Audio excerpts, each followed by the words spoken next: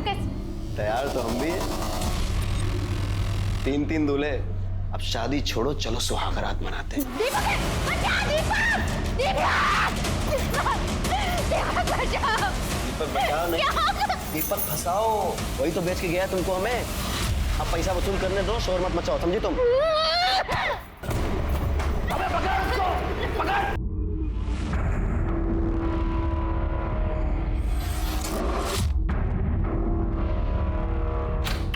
हाँ हाँ, सब याद है। आ रहे हो ना? अरे हाँ बाबा, आ रहा हूँ मैं। हाँ बस निकल ही रहा हूँ।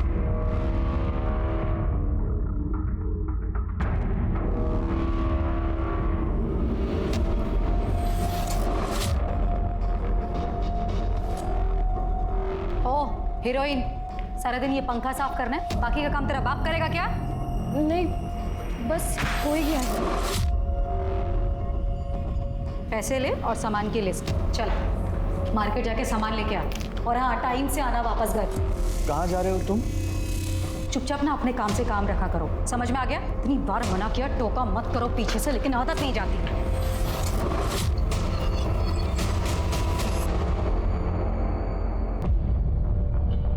सर, मेरा नाम दीपा कुलकर्णी है। मैं एक सोशल वर्कर हूँ। मुझे ये लड़की कल रात को अकेले रोड पर मिली। सर, ये बहुत घबराई हुई थी, मदद मांग रही थी। और जब इसने मुझे अपने बारे में बताया तो मुझे लगा कि इसे पुलिस स्टेशन ही ले जाना चाहिए, और इसीलिए आज सुबह होते ही मैं इसे यहाँ ले आई हूँ। अच्छा किया आपने। नाम क्या बेटा तुम्हारा? सब हमारा नाम मोहिनी संथाल है। कहाँ की रहने वाली हो? झारखंड, तरवा गांव से है। क्या हुआ तुम्हारे साथ? सब हमारे माँ बाप नहीं है, चाचा के घर रहते हैं। एक दिन चाचा बोले मंडी जाना है, धोखे से किसी आदमी को बेचती है। बस आप ही के पास आ रहा हूँ। जी मैडम। ये मैडम जी कौन है? वो तो नहीं मालूम साहब।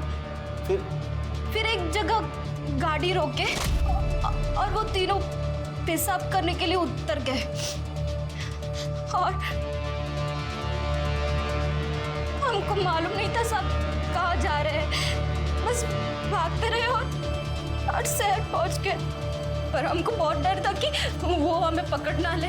रोड पे हम रोते रहे। फिर ये दीदी आई। तुम बिल्कुल फिक्र मत करो, तुम एकदम सेफ हो।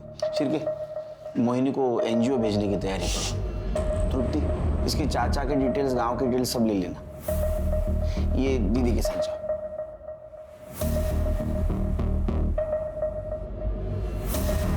शिरके, मुझे लगता है गर्ल ट्रैफिकिंग का मामला है।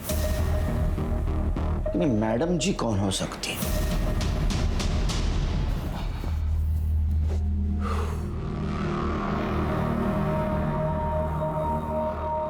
यार वो लड़की आने वाली थी ना, क्या हुआ उसका? नहीं आई। कुछ प्रॉब्लम है तो किसी और को ढूंढना पड़ेगा। क्यों? क्या हुआ उसका? इतने परेशान क्यों हो रहे हो? टेंशन मत लो, मैं ना तुम्हारे लिए उससे भी अच्छी लड़की ढूंढूंगी। अरे यार तुम समझ नहीं रही हो, मेरे माँ बाप मेरे पीछे पड़े हुए शादी के लिए, बांध देंगे मुझे किसी के भी साथ, फिर रोती रहना अकेली बैठकर। तुम टेंशन क्यों ले रहे हो? मुझे तुमसे ज्यादा उस बात की फिक्र है, और वो लोग ढूंढे उससे पहले मैं ढूंढूंगी तुम्हारे लिए। जानते हो ना कितना प्यार करती हूँ, ऐसे खो दूंगी।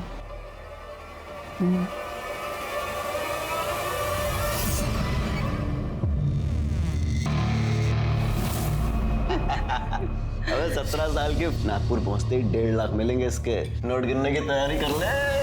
अरे हम तीनों ने मजे लिए इसके। 20 से 25 हजार का खर्चा है। प्लीज मुझे जाने दो, प्लीज मुझे छोड़ दो, प्लीज ऐसा मत करो। अबे मजे तो बोनस है, बोनस। अब देखना, 1.5 लाख भी यही दिलाएगी और 25,000 का इंतजाम भी यही करेगी। रास्ते में जो जितना देगा बेच देंगे साली को। नहीं, जाने से पहले एक बार और हो जाए। नहीं, नहीं, नहीं, नहीं, नहीं।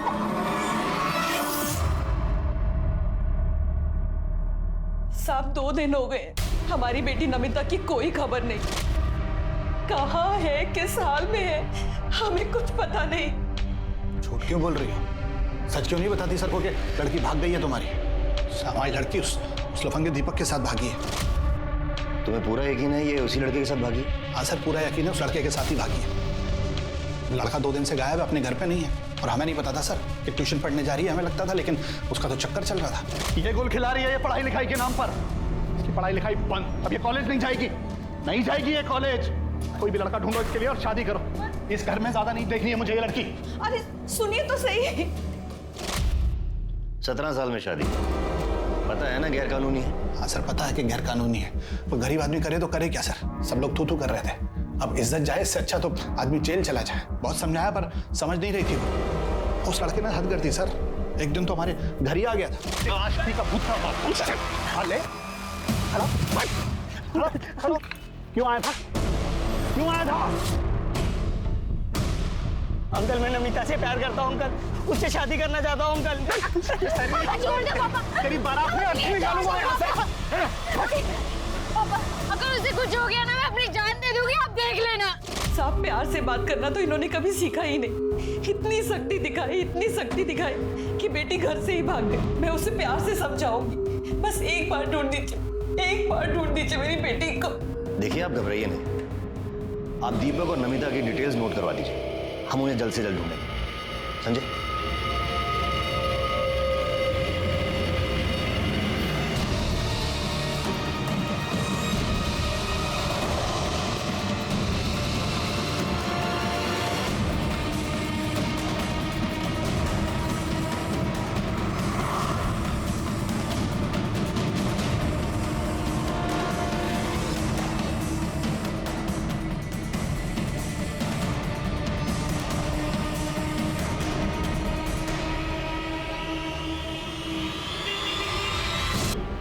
माला मटन शॉप गई थी? नहीं सर, हमारे घर नॉनवेज नहीं बनता। वो सब्जी लेने गई थी और शाम तक नहीं लौटी, और ना ही फोन साथ ले गई थी कि फोन लगा करके देखी कि वो कहाँ पे है। फिर अगले दिन जब वो नहीं लौटी तो मैंने मिसिंग की कंप्लेंट लिखवाई थी। आप लोगों को किसी पर शक, किसी से कोई झगड़ा, दुश्मनी जो ऐसा कर सकता है? सर, हम लोग मिडिल क्लास लोग हैं, हमारी किसी से क्या दुश्मनी होगी? ठीक है, जाओ।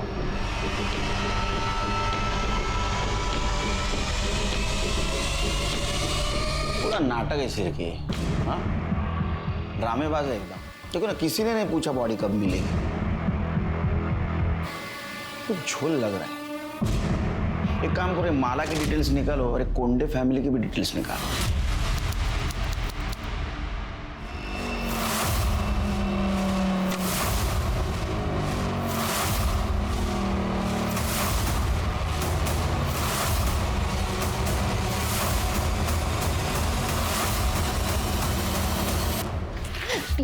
प्लीज मुझे यहाँ से जाने दो, मुझे यहाँ नहीं रहना। नौटंकी बंद कर अपनी, समझी? पकड़िए कपड़े, नहा धो के तैयार हो जाए। बोला ना एक बार, रोना बंद कर और नहा धोकर तैयार हो जा और आराम कर। अगर भागने की कोशिश की ना तो यहाँ से काट के फेंक दूंगी तुझे, समझी?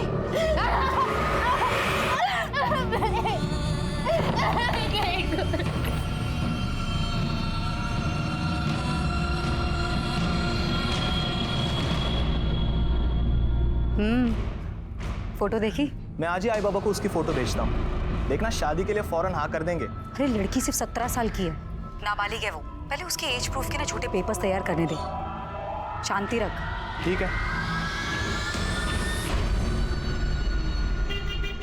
सर, कोंडे फैमिली के पड़ोसियों से बात की है। सर, हैरानी की बात यह कि पड़ोसियों तक को नहीं पता था कि माला उस घर में नौकर थी या फिर श्याम की बीवी। सर, ये कोंडे फैमिली माला के साथ बहुत बुरा व्यवहार करते थे, उसे नौकरानी की तरह ट्रीट करते थे। फिर अचानक से एक दिन उन्होंने कहा कि श्याम और माला की शादी हो गई। किसी को नहीं पता चला कि उनकी शादी कब हुई। मुझे तो पहले से झोल लग रहा था सिर के। कोंडे फैमिली की डिटेल्स निकाली? हाँ सर, ये श्याम को जुए की लत थी, काम वाम कुछ करता नहीं था। रमाकांत के पास भी कोई काम नहीं है, और ये वैशाली घर चलाने के लिए नर्स और हाउस होल्ड हेल्प का काम करती है। दूसरों के घर में नौकर प्रोवाइड करवाया करती थी। चिरके, मुझे वैशाली के काम में भी झोल लग रहा है।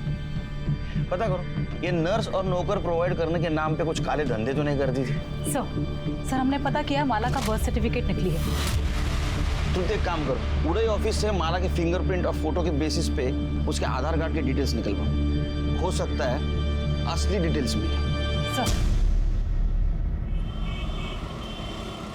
कहाँ है? बेटा वो घर पर नहीं है, अपने मामा के घर गई है। कुछ काम था क्या?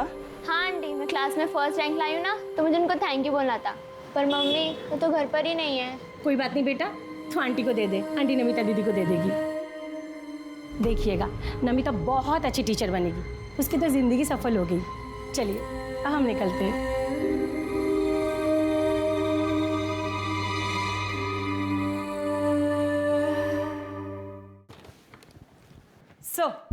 सर ये माला का ओरिजिनल आधार कार्ड, जिसमें माला का नाम माला कोंडे नहीं, माला सुरवे है, और इसमें एड्रेस भंडारी के पास अंबाड़ी गांव का है। एक काम करो तृप्ति, ये माला के गांव जाओ, सूर्य फैमिली के सारे डिटेल्स निकालो, पता करो ये माला की शादी हुई थी भी या नहीं।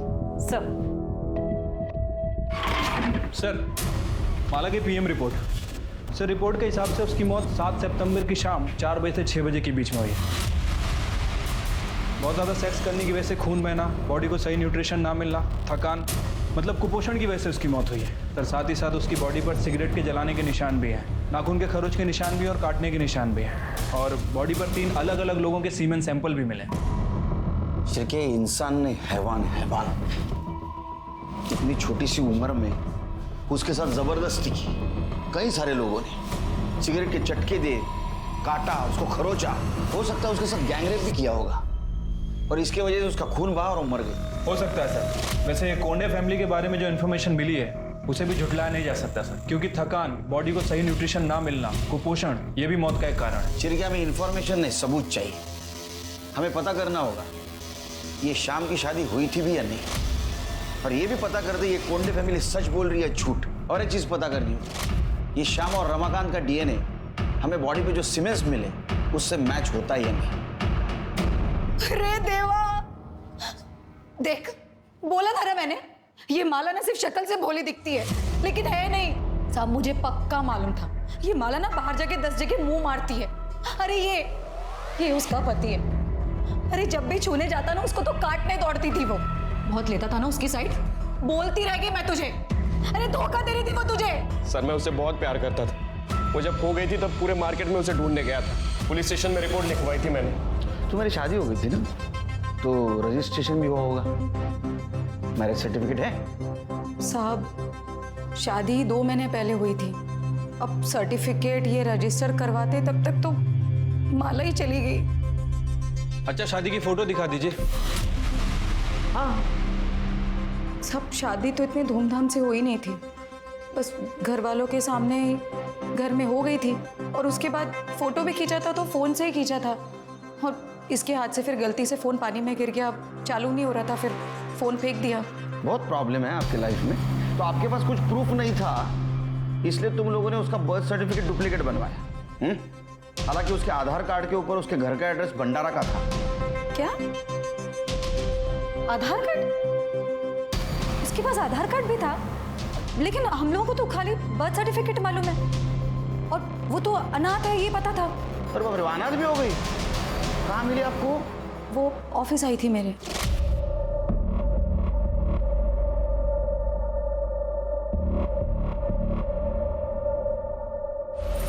क्या है? इधर आओ।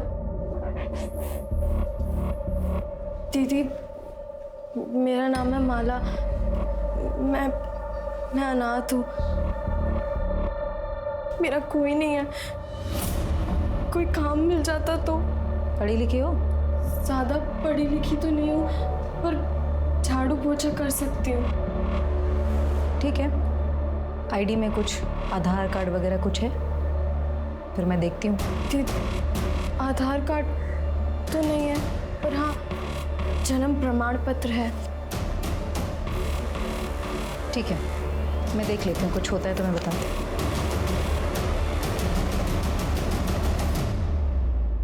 सर माला की कहानी सुनकर मुझे उस पर तरस आ गया था। दिखने में भी ठीक ठाक थी वो, इसलिए मैंने वैनी से कहा कि आप ही पूछ लीजिए उसे कि अगर वो शादी करना चाहती है मुझसे। साहब उसने भी मना नहीं किया, हाँ बोल दिया, तो मैंने शादी करवा दी। सच बोल रही है? हाँ ये सच बोल रहे हैं? हाँ ऐसे ही हुआ था। शिरके, ये शाम की डीएनए टेस्ट करवा और रमाकांत का भी। मेरा क्यों? मैंने क्या किया? किसी ने कुछ किया? नहीं, मतलब मेरा मतलब है माला तो मेरी बेटी जैसी थी, बहू थी। डर क्यों रहे हो? हाँ शिरके, इन दोनों का डीएनए टेस्ट करवा। शिरके, ये कोंडे फैमिली का झोल है। वो रमाकांत देखा कितना डरा हुआ था। मुझे लगता है माला से जबरदस्ती प्रोस्टिट्यूशन करवाते थे। हो सकता है सर, लेकिन अगर 1% भी चांस हुआ कि माला एक काम जानबूझ के करती थी पैसे कमाने के लिए, तो सर? नहीं शिरके, अगर वो जानबूझ के करती थी, इतने पैसे कमाती थी, तो पैसों का क्या करती थी? क्योंकि उसके मौत का एक कारण कुपोषण भी है। उसको ठीक तरह से खाना भी नहीं मिलता था। ये वैशाली के एजेंसी का कुछ पता चला है? ऐसी एजेंसी? हाँ सर, उसकी एजेंसी लीगल है, रजिस्टर्ड भी है। अपने खबरों को अलर्ट कर दो। ये कोंडे फैमिली के सारे डिटेल्स चाहिए मुझे, पास्ट फ्यूचर प्रेजेंट सब। ठीक है सर।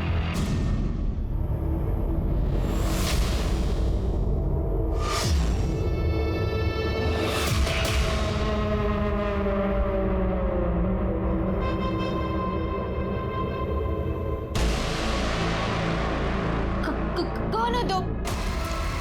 प्लीज मुझे हाथ में लगा, प्लीज।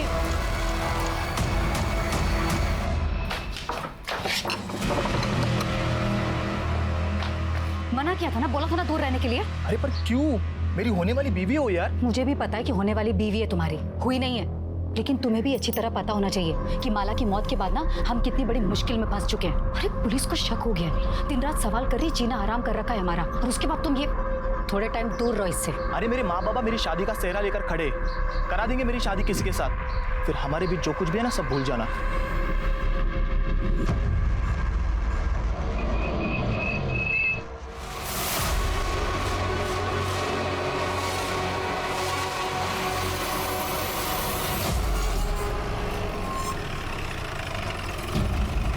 अच्छा सुनो, मैं राम बाबू के यहाँ पे आता हूँ, हैं? ठीक है? आप माला सुरवे के माता पिता सविता सुरवे और हीरानंद सुरवे हैं? नहीं, हम लोग राउत हैं। सुरवे तो वो थे जिनसे 4 महीने पहले हमने घर खरीदा था। तो वो लोग अब कहाँ हैं? पता नहीं। मैडम, सुरवे लोग तो ये गांव छोड़ के कब के चले गए? आप कौन?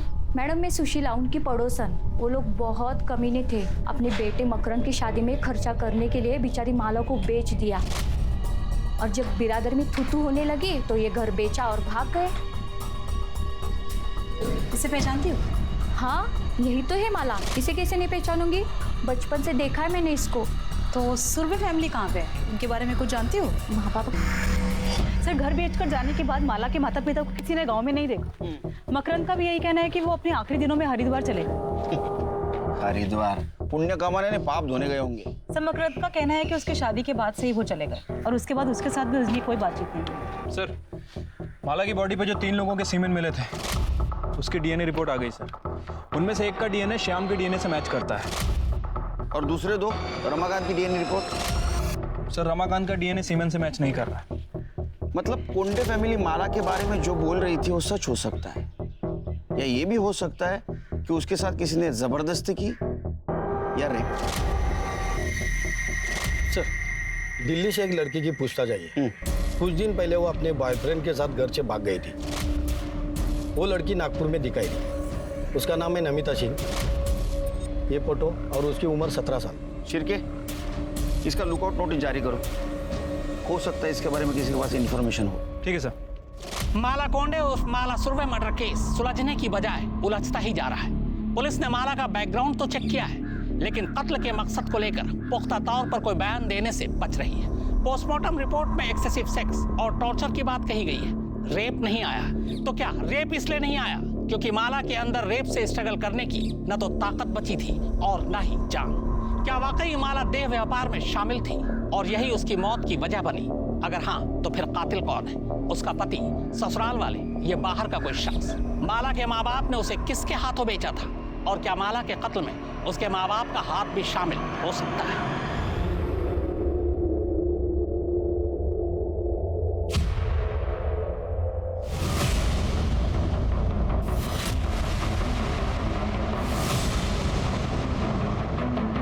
कार्ड वैशाली कोंडे, तू कैसे जानता है उसको?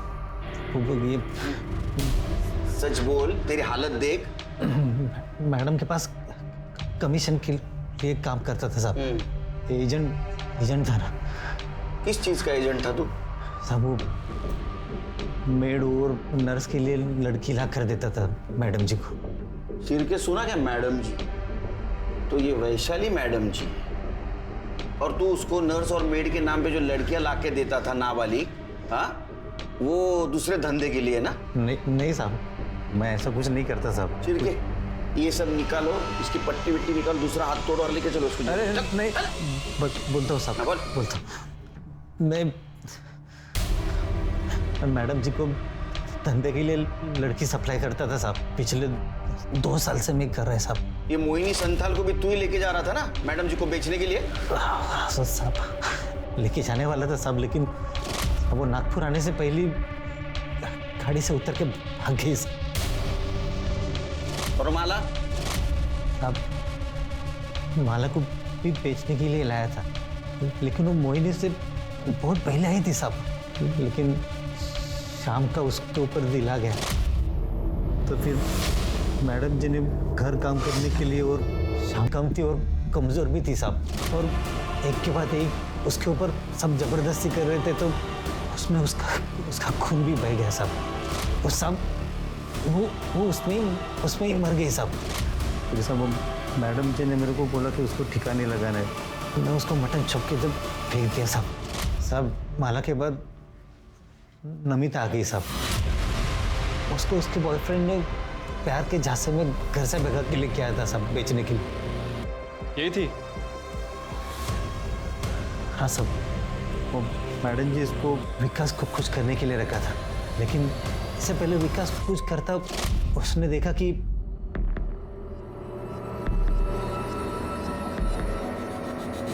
तू अंदर क्या कर रहा था? तेरी हिम्मत कैसे हुई मेरे होने वाली बीवी को हाथ लगाने की? होने वाली बीवी है ना, हुई तो नहीं है ना। चल। साले हर बार तेरी मनमर्जी नहीं चलेगी, समझा? दोबारा अगर तूने उसे हाथ लगाया ना तो लगाऊंगा। क्या करेगा बे तू? ये घर मेरा है और इस घर की हर चीज मेरी है, समझा? जो करना का। साले तुझे बहुत शर्म आई है, हाँ? जान से मार दूंगा। चल। विकास, श्याम, छोड़ो, तुम लोग ये क्या कर रहे हो? अरे छोड़ दो दूसरे को। विकास छोड़ो। श्याम, विकास बस। विकास, इसको छोड़ो। विकास, क्या भाग रहे हो? रुक। अरे क्या मुंह देख रहे हो? उसको पकड़ो, मर जाएंगे वरना हम लोग।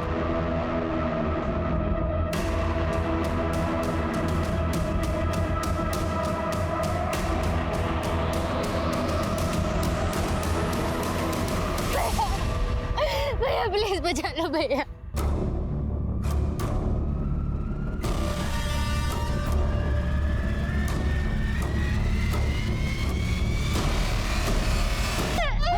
हिम्मत कैसे की तूने?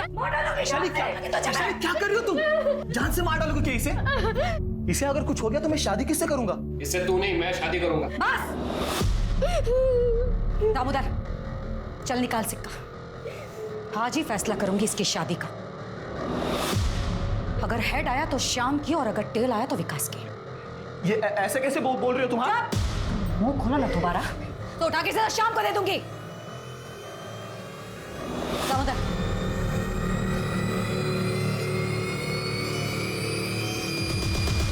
मैं जीत गया। हेड आया तो मैं क्या करूं इसमें? मुझे क्यों देख रहे हो ऐसे? ठीक है ना, कोई बात नहीं, मैं हूं ना, दूसरी कोई लड़की मैं अरेंज कर दूंगी। ये मेरी है, ये मेरी ही रहेगी। इस साले की मैं कभी नहीं होने दूंगा। चल। तुम लड़कियों को समझते क्या हो? हाँ? चिरकी जल्दी चलो, इससे पहले कि विकास नमिता को नुकसान पहुंचाए। और ऊपर से क्लाइंट और लड़कियों का पुलिस वेरिफिकेशन का झंझट अलग, और इसमें लड़कियों को बेचती थी तो लाखों रुपए मिलते थे। सर मेरी मजबूरी थी ये करना, क्योंकि मुझे मालूम था कि मेरा पति रमाकांत एक नंबर का निकम्मा है और घर मुझको ही चलाना। नौकरी चले जाने के बाद जो बची कुछ हिम्मत थी वो भी चली गई। विकास और उसके बारे में मुझे पहले से ही पता था, लेकिन मैं कुछ बोल नहीं सकता था। क्या बोलता सर मैं? और औरत अगर सामने से आएगी तो कौन छोड़ता है? पर सर वो मुझसे उम्र में बड़ी थी, इसलिए घर वालों और सोसाइटी को दिखाने के लिए अपनी उम्र की लड़की से शादी करना मेरी मजबूरी थी। इसलिए वैशाली नमिता को मेरे लिए ढूंढ लाई थी। लेकिन जब मैंने पहली बार नमिता को देखा तो मेरा उस पर दिल आ गया सर। लेकिन उस साले शाम ने सब गड़बड़ कर दी। सर विकास को पता था कि माला मेरी है, फिर वो उससे मजे ले रहा था। और जब मैंने नमिता को हाथ लगाया तो मारने मरने पर उतर आया। वो कह रहा था कि वो मेरी होने वाली बीवी है, शादी करूंगा मैं उससे। जैसे कि उसको पता ही नहीं था कि शादी का सिर्फ नाम है। बहुत शरीफ बनने की कोशिश करता रहे तू, हमको सब पता है। उन जानवरों में से तू भी एक था ना? नहीं सर, सच में मैंने कुछ नहीं किया। मैं कसम खाकर कह रहा हूँ, मैंने कुछ नहीं किया। वैशाली तो जिन लड़कियों को लेकर आती थी उन लड़कियों पर मुझे तरस आता था। शुरू में थोड़ा बुरा लगता था, लेकिन इतना पैसा कमाने लग गई कि हर लड़की देखकर मुझे वो खरीदने और बेचने का सामान ही नजर आती थी। नमिता को किसने बेचा? उसके बॉयफ्रेंड दीपक ने? मुझे नहीं मालूम किसने बेचा, लेकिन इतना मालूम है कि नागपुर से 50 किलोमीटर पहले दामोदर ने उसको दिल्ली आपके बीच में फर्क है।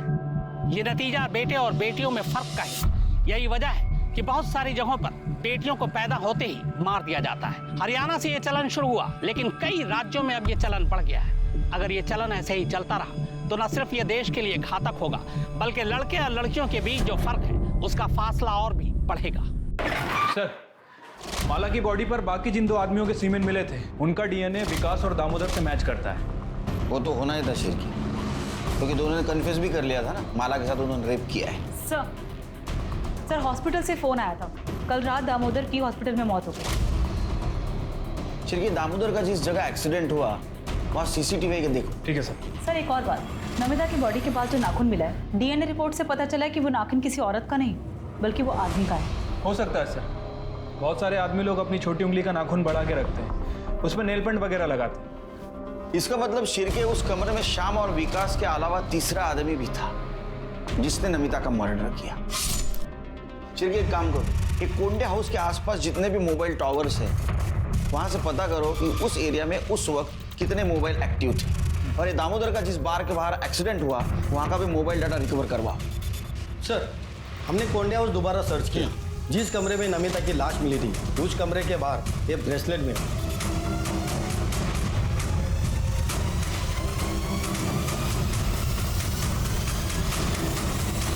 बोल रहा हूँ, मेरा ब्रेसलेट खो गया था। तू रहता कहाँ है? मैं दिल्ली रहता हूँ सर। दिल्ली में रहता है? तेरा ब्रेसलेट नागपुर में मिलता है, तो चोर ने यहाँ चोरी किया और नागपुर में फेंक दिया, वो भी उसी जगह जहाँ नमिता का मर्डर हुआ, रूम के बाहर। हाँ, देख तेरा मोबाइल लोकेशन भी ना उसके घर के आसपास का दिखा रहा था उस दिन। सच बोले तो हड्डियां तोड़ दूंगा तेरे। वो मुझे दिल्ली पुलिस से पता चला सर कि नमिता नागपुर में। मैं सीधा नागपुर के लिए निकल गया सर। वहाँ मेरा एक दोस्त रहता है, उसको भी मैंने बोला कि नमिता नागपुर में है, वो चेक करे। आपने 12 तारीख की शाम को मेरे उस दोस्त को नमिता दिखाई दी तो उसने मुझे इन्फॉर्म किया। मैं छुपते छुपाते जब वहां पहुंचा सर तो मैंने देखा कि नमिता। नागपुर ले चलो, मर्डर स्पॉट पे जो नाखून मिला था ना उसे इसका डीएनए मैच करवा। अगर वो मैच हो गया ना बेटा तो तेरी तो विकेट गई। हाँ? महेंद्र सलाखों के पीछे था, जबकि दीपक को उसी के दोस्तों ने मरने के लिए रेलवे ट्रैक पर छोड़ दिया था। हालांकि पुलिस को अब तक उसकी लाश नहीं मिली थी। इस सब के बीच पुलिस ये भी पता लगाने की कोशिश कर रही थी कि दामोदर और वैशाली के अलावा ह्यूमन ट्रैफिकिंग और देह व्यापार में अलग अलग राज्यों के बीच कौन कौन और कितने लोग इन्वॉल्व थे। तभी एक और हैरान करने वाली खबर सामने आई। रिपोर्ट के मुताबिक नमिता के कमरे में मिला टूटा हुआ नाखून महेंद्र का नहीं था। तो कौन हो सकता था जो उस दिन आउट हाउस में नमिता तक पहुंचा और उसका मर्डर करके फरार हो गया? सर जिस बार के बाहर दामोदर पर हमला हुआ, हमने वहाँ का डंप डाटा चेक किया। 3 नंबर मिले, एक दामोदर का, दूसरा गाड़ी वाले का और तीसरा दिल्ली का है। और यही नंबर मर्डर के वक्त नमिता के घर के पास भी एक्टिव था। किसका number? Sir Shirke, Delhi police को इन्फॉर्म करो, इसको अरेस्ट करें।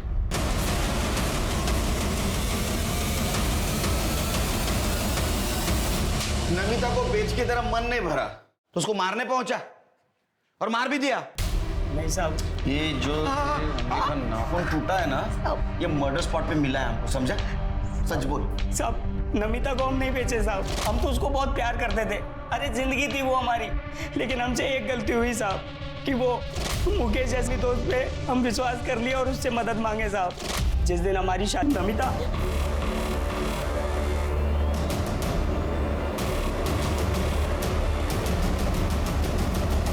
तुम क्या लेने आए हो अब यहाँ? देखने आए हो मैं जिंदा हूँ या मर गई? या फिर तुम्हारे वो 3 दोस्तों ने मेरे साथ क्या किया? मेरे पापा ठीक कहते थे, तुम एक नंबर के घटिया आदमी हो। तुम मुझे क्या, तुम अपनी माँ बहन किसी को भी बेच सकते हो, पता है तुम्हें? अरे नहीं बेचा मैंने तुम्हें यार, नहीं बेचा है।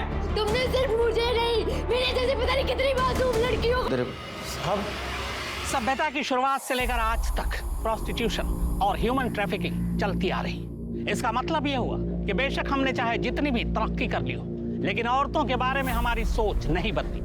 औरतों की इस दशा के लिए न सिर्फ उसे खरीदने और बेचने वाले, बल्कि घर वाले, पति, बाप, बेटा, भाई और समाज के ठेकेदार सभी जिम्मेदार हैं। जब तक औरतों को मर्द खरीदते रहेंगे, उसे बेचने वाले पैदा होते रहेंगे। अब मैं अनूप सोनी आपसे विदा लेता हूं। फिर मुलाकात होगी क्राइम पेट्रोल सतर्क में एक और नए केस के साथ और उस पर हमारे एक्सपर्ट के विश्लेषण के साथ। तब तक अपना और अपने परिवार का ख्याल रखें, सतर्क रहें, सुरक्षित रहें और देखते रहें क्राइम पेट्रोल सतर्क।